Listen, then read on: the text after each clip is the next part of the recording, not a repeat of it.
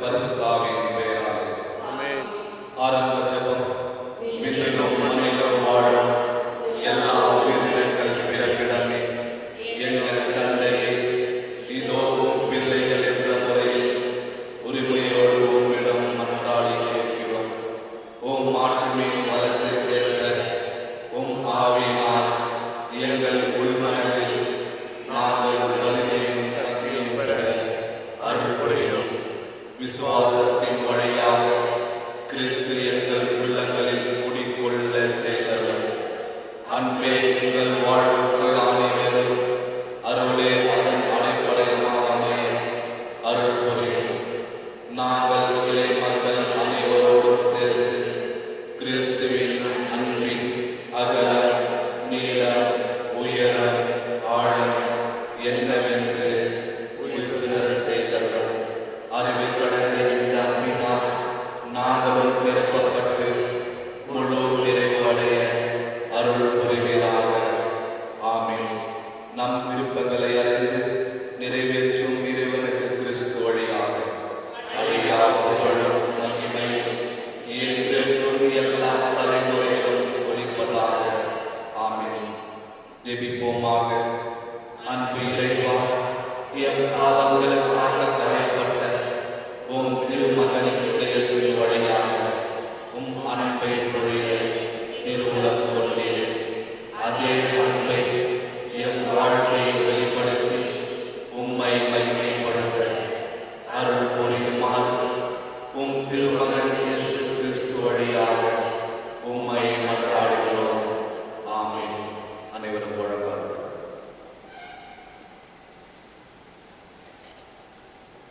நவநாள் ஜெபம். கேளுங்கள் கொடுக்கப்படும், தேடுங்கள் கண்டடைவீர்கள், தட்டுங்கள் திறக்கப்படும் என்று திருவாய் மலர்ந்த இயேசுவே, உம் வார்த்தையை நம்பி உயிர் உள்ள விசுவாசத்தோடு உம் திருப்பாதத்தை வணங்கி பணிவோடு மன்றாடும் எங்கள் வேண்டுதல்களை அவரவர்கள் சொந்த கருத்துக்களை திரு இறுதி ஆண்டவரிடம் சமர்ப்பிப்போம்.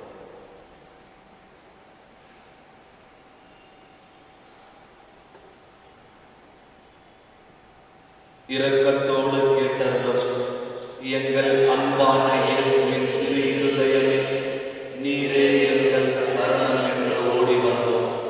இக்கட்ட நேரங்களில் நீரே எங்கள் துணை, துன்பத் துயரத்தில் நீரே எங்கள் ஆதரவு, சோதனைகளில் நீரே எங்கள் அரண்.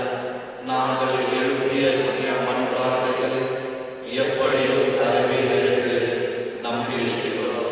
ஆயினும் உம் விருப்பத்தின்படியே ஆகட்டும்.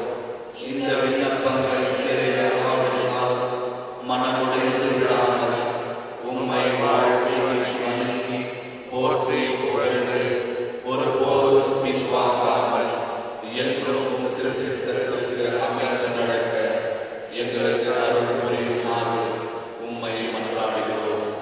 ஆமென். திருப்பலியின் கருத்து.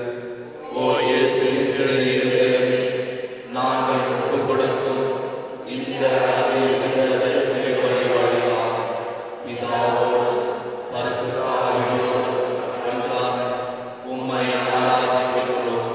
உமக்கு நன்றி கூறுகிறோம். எங்கள் பாவங்களுக்கு பரிகாரமாக இப்பலியை அர்ப்பணித்து எம் பணிவான விண்ணப்பங்களை நாங்கள் பெற்று மகிழ அருள் புரியும்.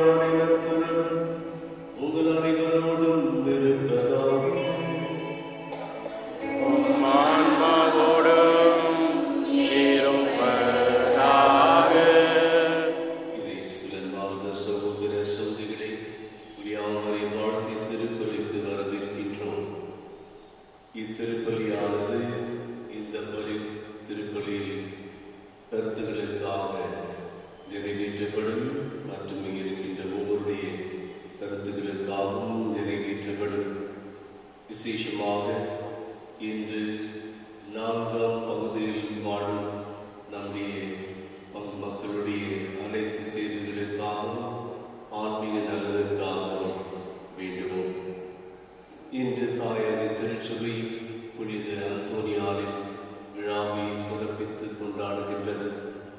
பார்ப்போற்றும் புனித அந்தோனியார். இவர்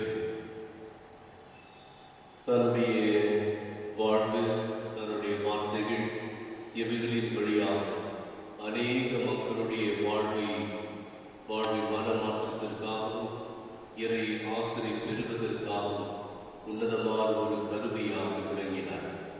புனித அந்தோனியாரை பற்றி நமக்கு அதிகமாகவே தெரிந்தது மாத்திரம் போதாது, அவரை போல நாமும் இறையிடத்தில் ஆழ்ந்த நம்பிக்கை கொண்டு இறை வார்த்தையில் நாம் என்னாலும் வளர்ந்து இறை விசுவாசத்தில் உறுதியடைந்து நம்முடைய அழைத்தின்படி வாழ்வதற்காக அனைத்து முயற்சிகளையும் நாம் எடுக்க வேண்டும். நாம் இத்தகைய ஒரு ஆன்மீக முயற்சியில் இறைவன் தன்னுடைய உதவியை அவருடைய நிறைவாக தருவார் என்கின்ற நம்பிக்கையோடு புனித அந்தோனியாருடைய பரிந்துரையின் பயனாக நம்முடைய வாழ்வு இன்னும் அதிகமாக பரிசுத்தம் அடையும் வேண்டிய வரங்களுக்காக திருப்பணியில் வேண்டுவோம். சகோதர சோதரிகளே, தூய மறைநிலைகளை கொண்டாட நாம் தகுதி பெறும் பொருட்டு நம் பாவங்களை ஏற்றுக்கொள்வோம்.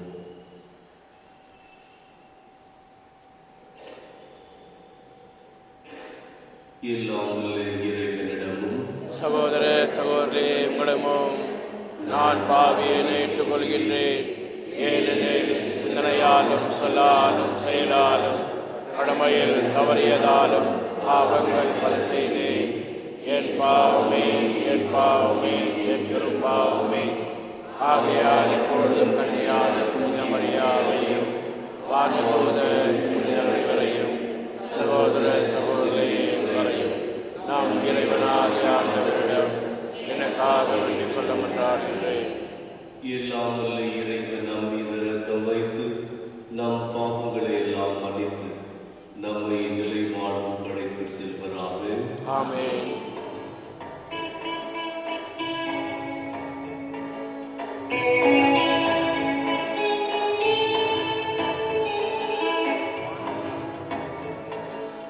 ஆண்டவரே இரக்கமையும், ஆண்டவரே இரக்கமையும், இயேசுவே இரக்கமையும், இயேசுவே இரக்கமையும், ஆண்டவரே இரக்கமையும், ஆண்டவரே இரக்கமையும்.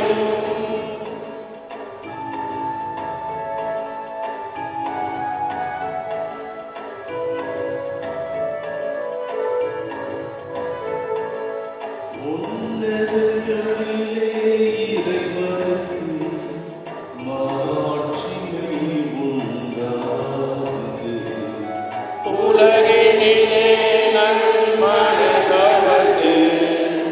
அமைதியும் உண்டாகுக. புகழ்கின்றோம் யாவும் உம்மையே, வாழ்த்துகின்றோம் இறைவனே.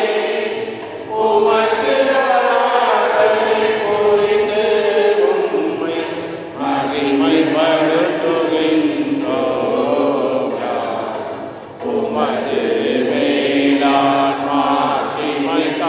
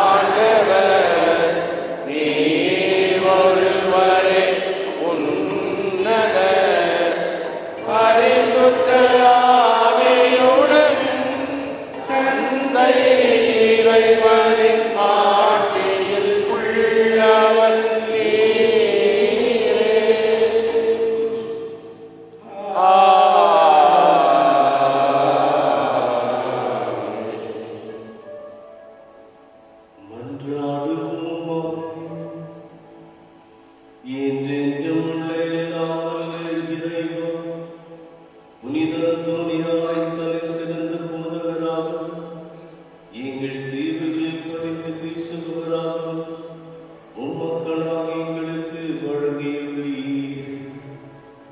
அதனால் அவரது உதவியால் நாங்கள் கிறிஸ்தவ வாழ்வின் நெறிகளை கடைபிடிக்கவும் எங்களுக்கு நேரிடமின்றலில் எல்லாம் உமது உதவி கருணரும் செய்வீராக.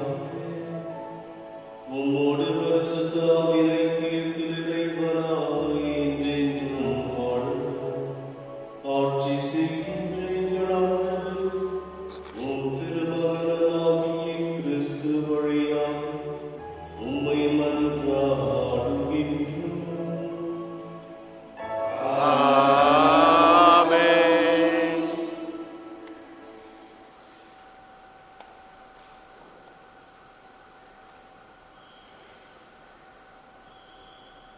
அரசர்கள் முதல் நூலிலிருந்து முதல் வாசகம்.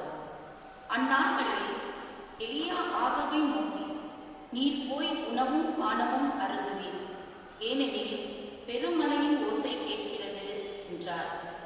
ஆகாபு உணவும் பானமும் அருந்தச் சென்றவுடன் எலியா கர்மேல் மலையின் உச்சிக்கு ஏறிச் சென்று அங்கே தரையில் மண்டியிட்டு தம் முழங்காலுக்கு இடையே முகத்தை புதைத்துக் கொண்டார்.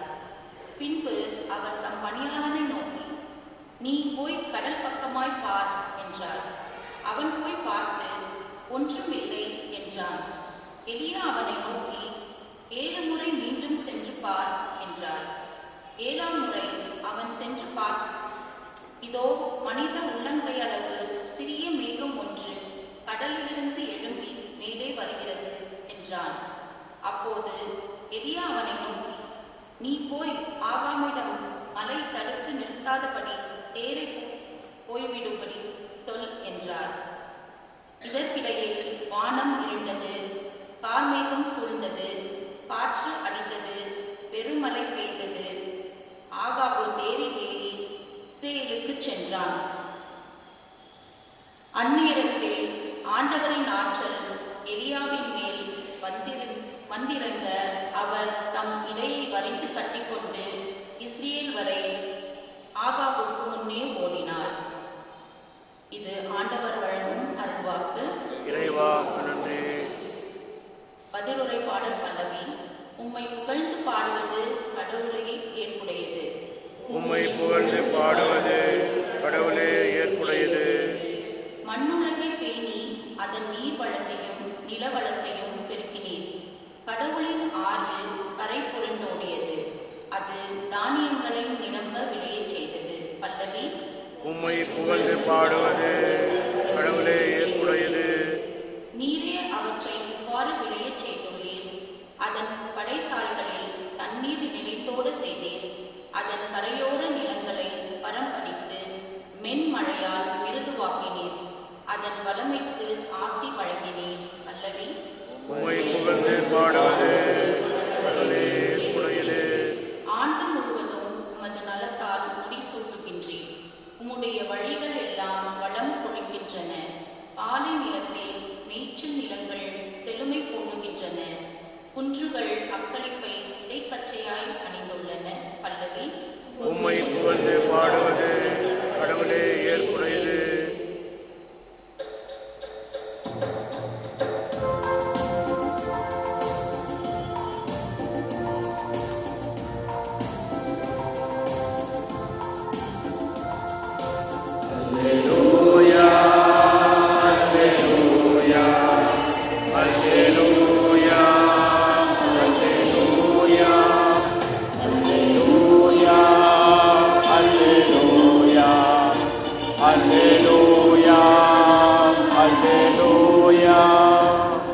புதிய கட்டளையை நான் உங்களுக்கு கொடுக்கிறேன். நான் உங்களிடம் அன்பு செலுத்தியது போல நீங்களும் ஒருவர் மற்றவரிடம் அன்பு செலுத்துங்கள் என்கிறார் ஆண்டவர். அல்லேலூயா. அல்லேலூயா, அல்லேலூயா, அல்லேலூயா, அல்லேலூயா. ஆண்டவர் உங்களோடு இருப்பாராக. உம் ஆன்மாவோடும் இருப்பாராக. மத்தேயு எழுதிய நற்செய்தியிலிருந்து வாசகம். ஆண்டவரே மாட்சி உமக்கே. மத்தேயு நற்செய்தி அதிகாரம் 5 இறை வசனங்கள் 20 முதல் 26 முடிய. அக்காலத்தில் இயேசு தம் சீடரை நோக்கி கூறியது, மறைநூல் அறிஞர் பரிசேயர் ஆகியோரின் நெறிகளை விட உங்கள் நெறி சிறந்திருக்கட்டும், இல்லையெனில் நீங்கள் விண்ணரசுக்குள் புக முடியாது என உங்களுக்கு சொல்கிறேன். கொலை செய்யாதே. கொலை செய்கிறவர் எவரும் தண்டனை தீர்ப்புக்கு ஆளாவார் என்று முற்காலத்தவருக்கு கூறப்பட்டிருப்பதை கேள்விப்பட்டிருக்கிறீர்கள். ஆனால் நான் உங்களுக்கு சொல்கிறேன், தம் சகோதர சகோதரிகளிடம் சினம் கொள்கிறவர் தண்டனை தீர்ப்புக்கு ஆளாவார். தம் சகோதரரையோ சகோதரியையோ முட்டாள் என்பவர் தலைமை சங்க தீர்ப்புக்கு ஆளாவார். அறிவிலேயே என்பவர் எரி நரகத்துக்கு ஆளாவார். ஆகையால் நீங்கள் உங்கள் காணிக்கையை பலிபீடத்தில் செலுத்த வரும் பொழுது உங்கள் சகோதர சகோதரிகள் எவருக்கும் உங்கள் மீது ஏதோ மனத்தாங்கள் உண்டென அங்கே நினைவுற்றால் அங்கேயே பலிபீடத்தின் முன் உங்கள் காணிக்கையை வைத்துவிட்டு போய் முதலில் அவரிடம் நல்லுறவு ஏற்படுத்திக் கொள்ளுங்கள். பின்பு வந்து உங்கள் காணிக்கையை செலுத்துங்கள். உங்கள் எதிரி உங்களை நீதிமன்றத்துக்கு கூட்டிச் செல்லும் போது வழியிலேயே அவருடன் விரைவாக உடன்பாடு செய்து கொள்ளுங்கள். இல்லையேல் உங்கள் எதிரி நடுவரிடம் உங்களை ஒப்படைப்பார். நடுவர் காவலரிடம் ஒப்படைக்க நீங்கள் சிறையில் அடைக்கப்படுவீர்கள். கடைசி காசு வரை திருப்பிச் செலுத்தாமல் அங்கிருந்து வெளியேற மாட்டீர்கள் என உறுதியாக உங்களுக்கு சொல்கிறேன்.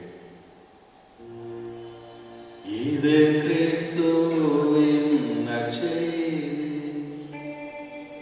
கிறிஸ்துவே உமக்கு புகழ். இயேசுவில் அன்புமிக்க சகோதரிகளே, சகோதரர்களே, அன்னையாம் திருச்சபை இந்த நாளிலே நமக்கு நல்லதொரு புனிதரை தந்திருக்கிறது. ஓடி அற்புதரான பதவை அந்தோணியார். கணக்கில் அடங்காத அற்புதங்களை செய்த இந்த அந்தோணியார் ஒட்டுமொத்தமாக இந்த பூமியில் வாழ்ந்த நாட்கள், பூமியில் வாழ்ந்த ஆண்டுகள் 35 வருடங்கள்.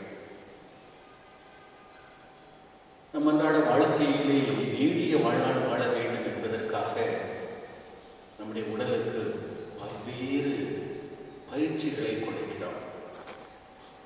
வாலிபர்கள் ஜிம்முக்கு போவார்கள். பெரியவர்கள் அதிகாலை வேளையிலே வாக்கிங் போவார்கள் அல்லது உடற்பயிற்சியை மேற்கொள்வார்கள். இன்னும் சில தியானத்தை மேற்கொள்வார்கள். காரணம் என்னவென்றால், இந்த பூமியில் நீண்ட நாட்கள் நாம் வாழ வேண்டும் என்ற ஒரு ஆசைதான். நான் எவ்வளவு நாட்கள் நாம் வாழுகிறோம் என்பது முக்கியமல்ல, எப்படிப்பட்ட வாழ்க்கை வாழ்கிறோம் என்பதுதான் முக்கியம். The quality of life, not the quantity of life. பதுவை புனித வாழ்ந்த வாழ்வு தரமான ஒரு வாழ்வாக இருந்தது. இறைவனோடு நெருங்கிய நல்லுறவில் வாழ்ந்தார். வாசகங்கள் அனைத்துமே நல்லுறவு நல்லுறவு என்கிற வார்த்தையை தான் சொல்லுகிறது. எலியா கடவுளோடு நல்லுறவில் வாழ்ந்த காரணத்தினால்தான் அவர் ஊனக்கண் கொண்டு பார்க்காமல் ஆவிக்குரிய கண் கொண்டு பார்த்தார். எலியாவுடைய வேலைக்காரர் வெறும் கையளவு மேகத்தை கண்டு மட்டுமே கண்டார். ஆனால் எலியா பெருமழையும் பேரிரைச்சலையும் கேட்டார்.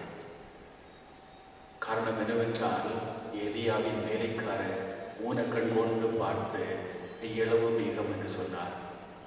ஆனால் எலியா ஆவிக்குரிய கண்களை கொண்டு பார்த்தார், விசுவாச கண் கொண்டு பார்த்தார்.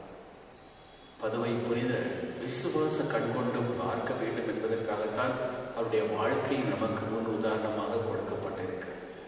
நம்புங்கள், ஜெபியுங்கள், நல்லது நடக்கும்.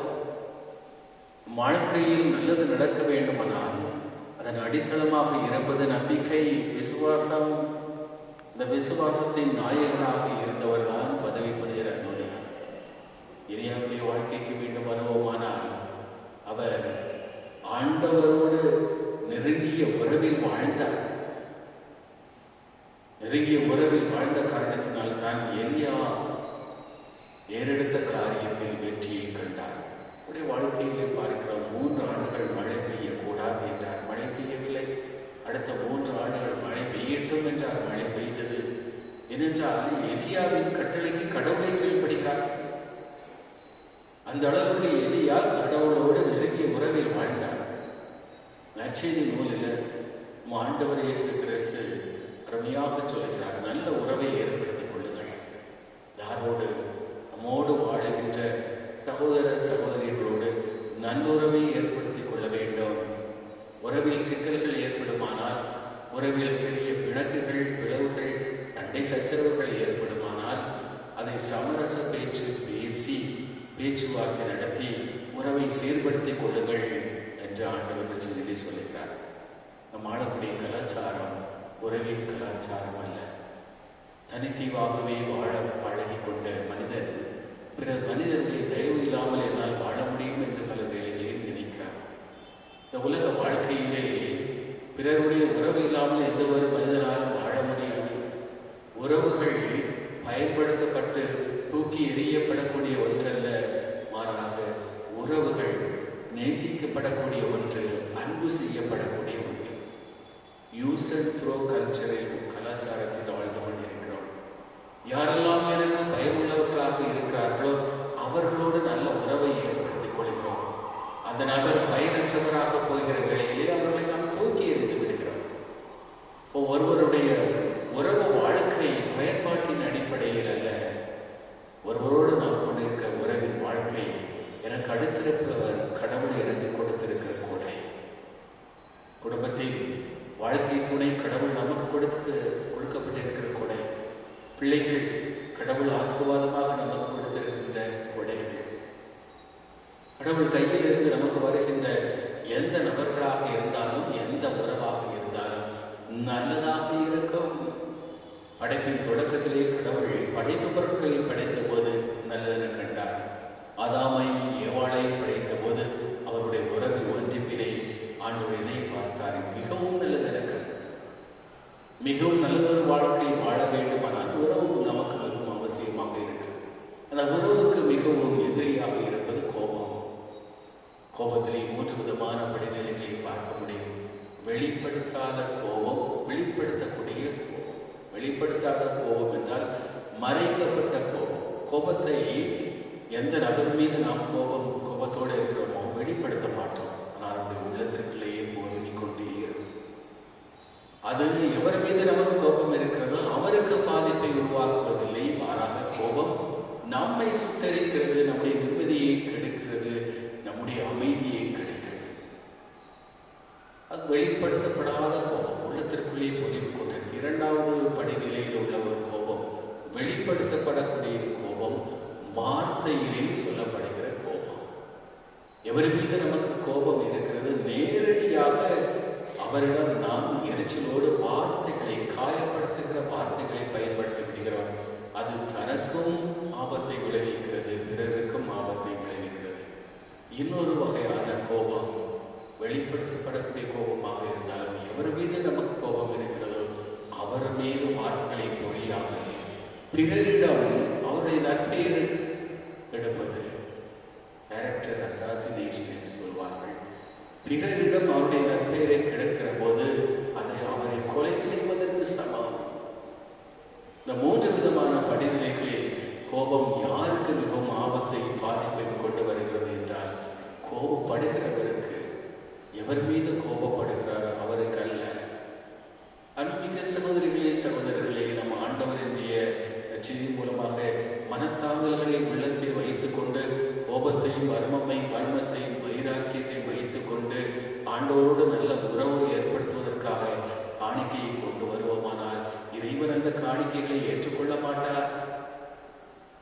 தெளிவாக சொல்லுகிறார், எவரை மீதாவது உங்களுக்கு மனத்தாங்கல் உண்டென அங்கே நினைவுக்கு வந்தால் அங்கேயே பலிபீடத்தின் முன் உங்கள் காணிக்கையை வைத்துவிட்டு போய் முதலில் அவரிடம் நல்ல உறவை ஏற்படுத்திக் கொள்ளுங்கள்.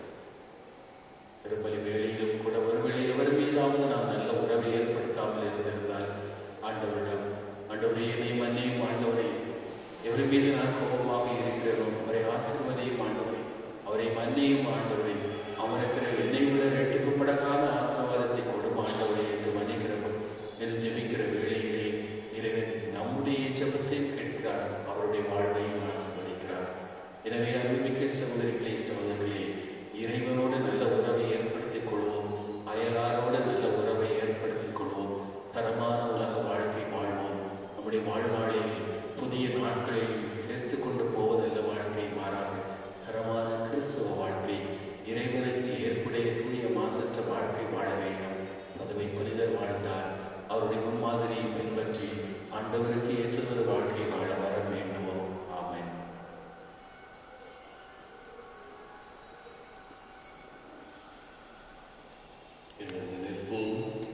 அன்பார்ந்த சகோதரரே, நாம் பாவத்தால் இறைவனின் அன்பை இழந்தபோது அவர் நம்மை வெறுப்பதில்லை. மனிதனை மனிதனாக இருந்து அன்பு செய்ய தன் ஒரே மகனைய மனிதனாக அனுப்பி அவர் திருதயத்தின் வழியாக நம்மை தொடர்ந்து அன்பு செய்து வருகிறார். இந்த அன்பு தந்தையிடம் நமக்காக மன்றாடுவோம். உங்கள் பதில் ஆண்டவரே எங்கள் மன்றாட்டை கேட்டது. ஆண்டவரே எங்கள் மன்றாட்டை கேட்டருளும். எங்கள் பரிசுத்த தந்தை பிரான்சிஸ், பேராயர், ஆயர்கள், குருக்கள், கன்னியர், வேதப்பணியில் ஈடுபடும் இல்லறத்தோர் அனைவரும் இயேசுவின் சாட்சிகளாக திகழவும் இறையரசை பரப்ப அயராது ஆர்வமுடன் உழைக்கவும் வேண்டும் என்று இறைவா உம்மை கொண்டாடுகிறோம். ஆண்டவரே எங்கள் மன்றாட்டை கேட்டருளும். திரு இருதய படங்களை இல்லங்களில் நிறுவி வழிபடும் இல்லங்களை ஆசீர்வதித்தருளும். அந்த இல்லங்களில் வசிப்போர் இயேசுவின் திரு இதயத்தின் சிறப்பான ஆசையை பெற்று துயரம் இன்றி விசுவாசம், ஜெபம், தன்னலமற்ற அன்பு ஆகியவைகளில் தலை சிறந்த எடுத்துக்காட்டுகளால் விளங்க வேண்டும் என்று இறைவா உம்மை மன்றாடுகிறோம். ஆண்டவரே எங்கள் மன்றாட்டை கேட்டருளும்.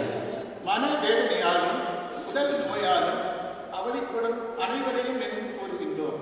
இயேசுவின் திரு இருதயம் அவர்களுக்கு ஆறுதலாக இருக்கவும் விரைவில் குணம் பெற்று மகிழ்வோடு வாழ வழியாக இருக்கவும் வேண்டும் என்று இறைவா உம்மை மன்றாடுகிறோம். ஆண்டவரே எங்கள் மன்றாட்டை கேட்டருளும். இந்த நவநாள் திருப்பலியில் பங்கு பெறும் எங்கள் அனைவர் மீதும் உமது ஆசையை புரிந்தருளும். எங்களது கருத்துக்கள் நிறைவேறவும் திரு இதயத்தின் அன்பை பெற்று உமது கருவியாக மாற வேண்டும் என்று இறைவா உம்மை கொண்டாடுகிறோம். ஆண்டவரே எங்கள் மன்றாட்டை கேட்டருளும். தனிப்பட்ட கருத்துக்களுக்காக வேண்டுவோம்.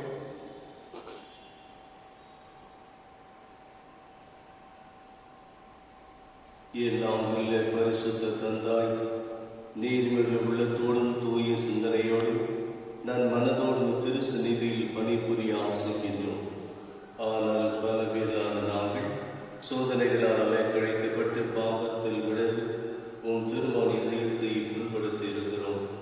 உமது பேரன்பினால் எங்களை மன்னித்து உம் திருமணால் எழுப்பிய மன்றாட்டுகளுக்கு தயவாய் செவிசாய் தருடுமாறு உம் திருமகன் இயேசு கிறிஸ்து வழியாக உம்மை மன்றாடுகிறோம்.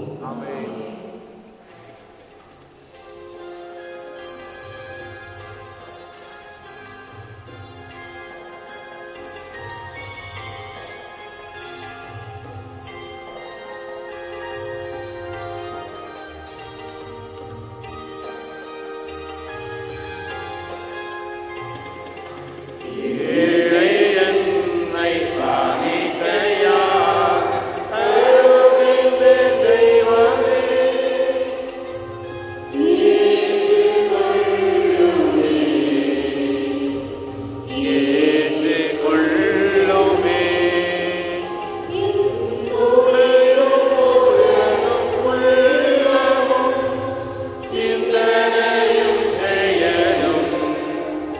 என் கூட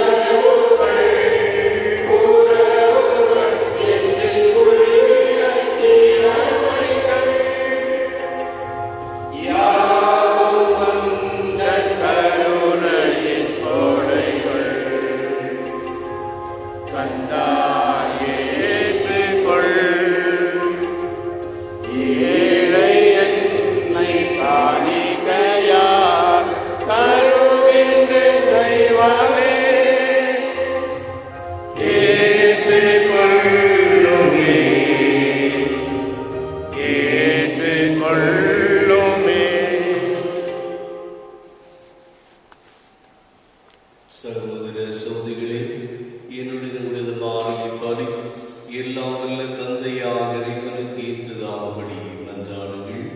ஆண்டவர் நமது பெயரின் புகழ்ச்சிக்காகவும் ஆட்சிக்காகவும் நமது நன்மைக்காகவும் புனித திரு அவையனைத்து நலனுக்காகவும் உமது கையில் இருந்தவரை ஏற்றுக்கொள்வாராக. ஆண்டவரே, உம் மக்களின் இப்பலி ஏற்றுக்கொள்ள உம்மை வேண்டுகின்றோம். உமது மாற்றுகையின் பொருட்டு புனித துணியாரின் பெருமைக்காக நாங்கள் ஒப்புக்கொடுக்கும் இப்பலி முடிவெல்லாம் மீட்பை எங்களுக்கு அருள்வதாக. எங்கள் ஆண்டவராகிய கிறிஸ்து வழியாக உம்மை மன்றாடுகின்றோம். ஆமென். ஆண்டவர் உங்களோடு இருப்பாராக. உம் ஆன்மாவோடும் இருப்பாராக. இது எங்களை மீண்டு எழுப்பும். ஆண்டவரிடம் எழுப்பியுள்ளோம். இறைவனாகிய ஆண்டவருக்கு நன்றி கூறுவோம். அது தகுதியும் நீதியும் ஆனது. ஆண்டவரே, தூயவரான தந்தையே, என்றும் உள்ள எல்லாம் உள்ள இறைவா, எங்கள் ஆண்டவராகிய கிறிஸ்து வழியாக என்னாலும் எவ்விடத்திலும் நாங்கள் உமக்கு நன்றி செலுத்துவது மெய்யாகவே தகுதியும் நீதியுமாகும்.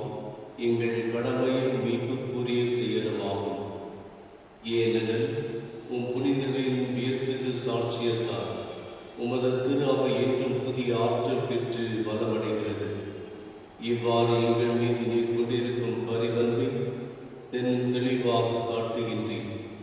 மேலும் எங்களது மீட்பின் மறு நிகழ்வை நாங்கள் நிறைவேற்றுவது அப்புனிதரின் சிறப்பின் மீது எடுத்துக்காட்டால் தூண்டவேற்று அவர்களது தகுந்த பரிந்துரையால் என்று ஊக்கம் பெறவும் அருளுகின்றீர். ஆகவே ஆண்டவரே, வான தூதர் புனித அனைவரோடும் நாங்களும் சேர்ந்து உமது பெருமையை பறைசாற்றி அக்களிப்புடன் பாடுவதாவது.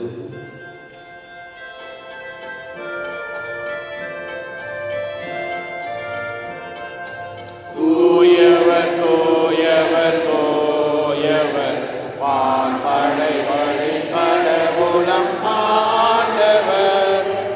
ஆண்டவர் விண்ணகமும் மன்னகமும் உமது மாட்சியால் நிறைந்துள்ளன. உன்னதங்களிலே ஓசானா. ஆண்டவர் பெயரால் வருகிறவர் ஆசி பெற்றவர். உன்னதங்களிலே ஓசானா. உன்னதங்களிலே ஓசானா.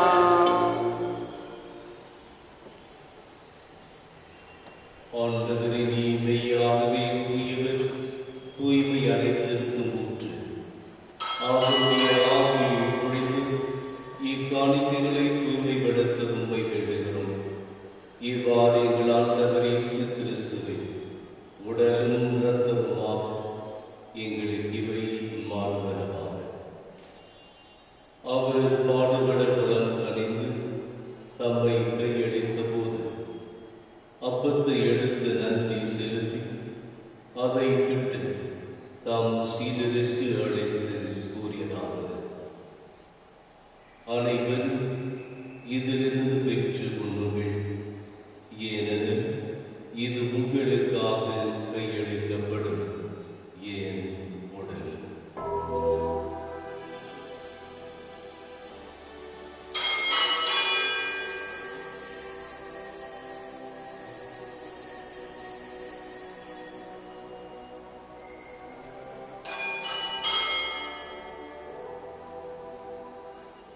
அவ்வண்ணமே இரவு விருந்தை அருந்திய பின் கிண்ணத்தையும் எடுத்து மீண்டும் உமக்கு நன்றி கூறி தம் சீடருக்கு அழைத்து அவர் கூறியதாவது: அனைவரும் இதிலிருந்து பெற்று பருகுங்கள்.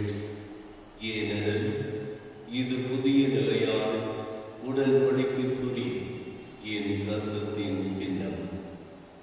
இது பாவ மன்னிப்பு என்று உங்களுக்காகவும் பலருக்காகவும் சிந்தப்படும். இதை என் நினைவாக செய்யுங்கள்.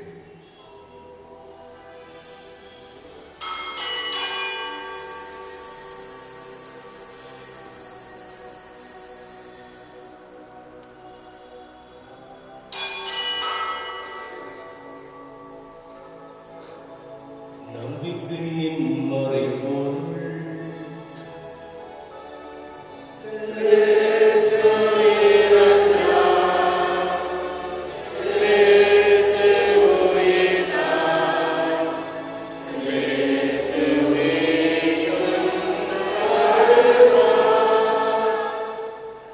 ஆவியானவரே, நாங்கள் கிறிஸ்துவின் இறப்பினையும் உயிர்ப்பினையும் நினைவு கூர்ந்து வாழ்வதல் அப்பத்தையும் மீட்பளிக்கும் கிண்ணத்தையும் மக்கு போடுகிறோம். உம் திருமணின்று மக்கு ஊழியக்குரிய தகுந்தவர்களை நீங்கள் ஏற்றுக்கொண்டீர். எனவே மக்கு நன்றி செலுத்துகின்றோம். மேலும் கிறிஸ்துவின் உடலிலும் இரத்தத்திலும் பங்கு கொள்ளும் எங்களை தூய ஆவியார் ஒன்று சேர்க்க வேண்டும் என உம்மை தாழ்மையுடன் மன்றாடுகிறோம்.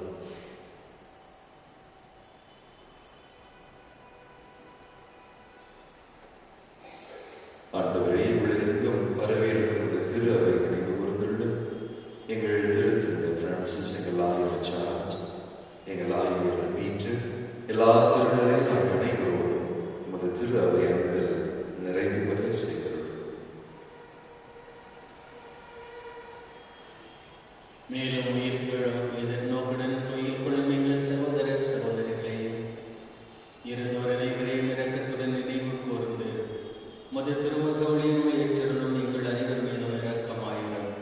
கடவுளின் கன்னி தாயான புனித மரியா, அவருடைய கணவரான புனித யோசேப்பு, இன்று நாங்கள் விழா கொண்டாடும் பதவை புனிதர் புனித அந்தோனியார், புனித திருத்தூதர்கள், இவ்வுலகிலே உமக்கு உகந்தவராய் இருந்தோர் ஆகிய புனிதர் அனைவருடனும் நாங்கள் நிலை வாழ்வில் பங்கு கொள்ளும் தகுதி பெற்று திருமகன் இயேசு கிறிஸ்து வழியாக உம்மை புகழ்ந்தேத்து மரமருள உம்மை மன்றாடுகிறோம்.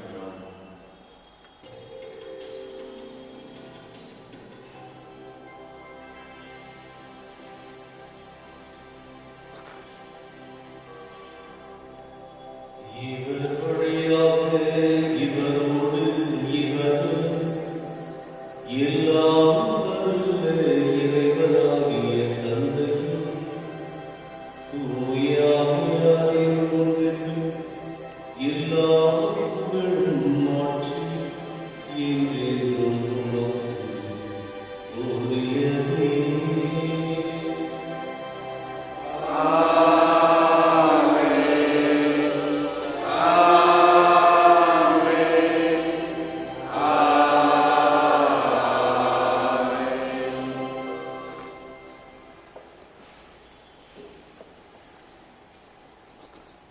மீட்பரின் கட்டளையால் கற்பிக்கப்பட்டு இறை படிப்பனையால் பயிற்சி பெற்ற நாம் புனிந்து சொல்வோம். விண்ணுலகில் இருக்கிற எங்கள் தந்தையே, உமது பெயர் தூயதென போற்றப் பெறுக. உமது ஆட்சி வருக. உமது திருவுளம் விண்ணுலகில் நிறைவேறுவது போல மண்ணுலகிலும் நிறைவேறுக. எங்கள் அன்றாட உணவை இன்று எங்களுக்கு தாரும். எங்களுக்கு எதிராக குற்றம் செய்வோரை நாங்கள் மன்னிப்பது போல எங்கள் குற்றங்களை மன்னியும். எங்களை சோதனைக்கு உட்படுத்தாதையும் தீமையிலிருந்து எங்களை மீட்டெடுக்கும். ஆண்டவரே, தீமை அனைத்திலுமிருந்து எங்களை விடுவித்து எங்கள் வாழ்நாளில் அமைதியை கனிவுடன் அருள உம்மை மன்றாடுகிறோம். உமது இரக்கத்தின் உதவியால் நாங்கள் பாவத்திலிருந்து எப்பொழுதும் விடுதலை பெற்று யாதொரு கலக்கமின்றி நலமாய் இருப்போமாக. நாங்கள் எதிர்நோக்கியிருக்கும் பேரின்பத்திற்காகவும் என் மீட்பராக இயேசு கிறிஸ்துவின் வருகைக்காகவும் காத்திருக்கின்றோம். ஆட்சியும் வல்லமையும் மாற்றியும் என்றென்றும் உமது. ஆண்டவரே இயேசு கிறிஸ்துவே, அமைதியை உங்களுக்கு விட்டு செல்கிறேன், என் அமைதியை உங்களுக்கு அளிக்கிறேன் என்று திருத்தூதர்களுக்கு மொழிந்தீரே.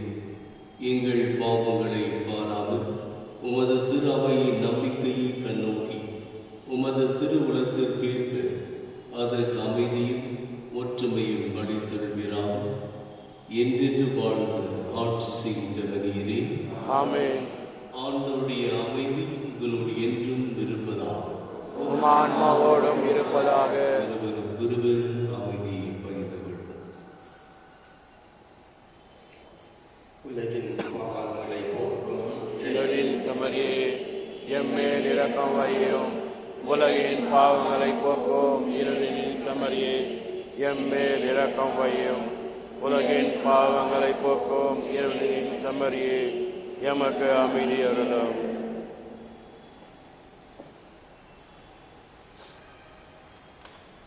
இதோ இறைவனின் செம்மறி, இதோ உலகின் பாவங்களை போக்குபவர். செம்மறியின் விருது கழிக்க பெற்றோர் பேறு பெற்றோர்.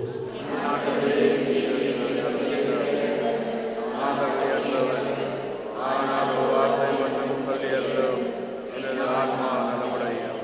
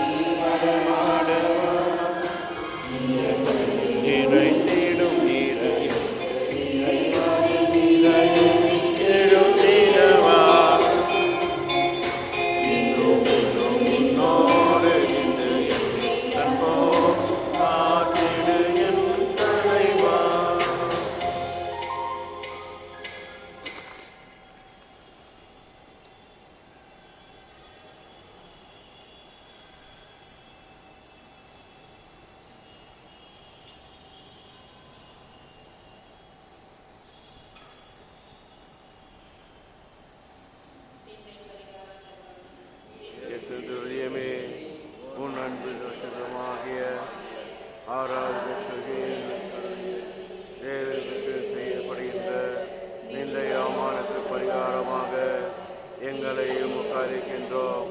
இன்று முதல் எங்கள் உண்மையும் சொல் செயல்களையும் நாங்கள் படும் துன்பவர்த்தங்களையும் பரிகாரமாக ஏற்றுக்கொண்டு நாங்கள் தூய வாழ்வு வாழ துணை செய்தோம். எல்லாத்துக்கும் மேலாக உம்மை அன்பு செய்து உமக்காகவே வாழ்ந்து என்றும் ஒரு ஆழ்வாயிருக்க தயவு புரியும். ஆமென்.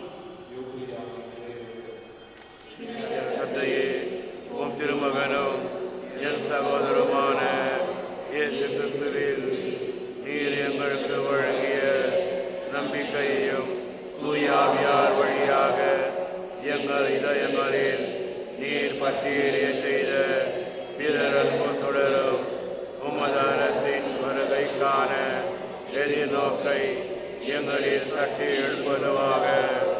நற்செய்தியின் விதைகளை நாளும் மறந்தெடுக்கும் நல்லோராய் உம் அருள் எம்மை மாற்றுவதாக. தீமைகள் ஆற்றல்கள் மறைந்து உன் மாட்சி நீடித்து ஒளிரும் பொருட்டு மானிட உள்ளங்களும் முழு அண்ட வெளியும் புதிய மன்னகம் நோக்கிய காத்திருதலில் மாற்றம் பெறுவனவாக.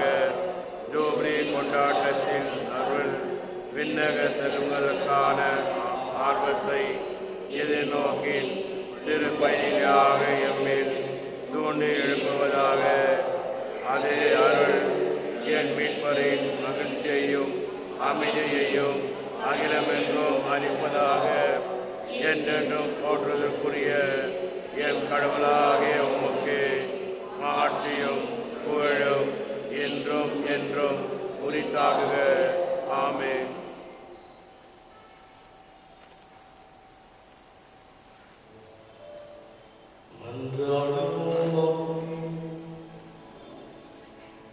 ஆண்டவரே எங்கள் இறைவா, உமது திறமைக்காக இடையராது நம்மை கையெழுத்து புனித அந்தோனியாரை ஆர்வமுடன் பற்றி எறிய செய்தீரே. நாங்கள் கொண்ட திருவுணவு அதே அன்புத்தி எங்களிலும் வளர்ந்ததாக எங்கள் ஆண்டவராகிய கிறிஸ்து வழியாக உம்மை மன்றாடுகின்றோம். ஆமென். இயேசுவின் மாந்தவர்களில் அனைவருக்கும் அருத்தந்தைகளின் சார்பாக புனித அந்தோனியாரின் விழாவின் வாழ்த்துக்களை தெரிவித்துக் கொள்கின்றோம். நம்முடைய பங்கில் இருக்கின்ற புனித அந்தோனியாரின் சிற்றாலயத்தின் ஆண்டு விழா இந்த ஆண்டு ஜூலை மாதம் 7ஆம் தேதி சிறப்புடன் கொண்டாடப்படும். ஆண்டவர்